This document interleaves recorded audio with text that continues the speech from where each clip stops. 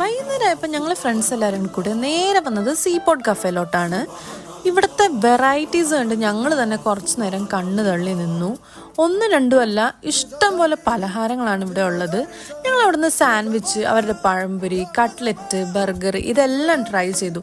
Cutlet ആണെങ്കിൽ തന്നെ വെജും നോൺ വെജും ഒക്കെ ഓപ്ഷൻസ് അവൈലബിൾ ആണ്.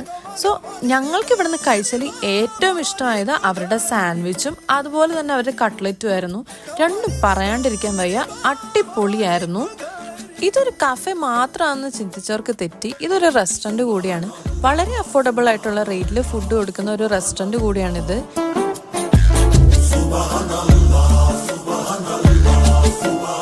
തിരക്കിൻ്റെ കാര്യമാണെങ്കിൽ പറയാൻ വേണ്ട, ഒരുപാട് പേരാണ് ഇവിടെ ഒന്ന് സ്നാക്സും ചായയൊക്കെ വാങ്ങിച്ചിരിക്കുന്നത്.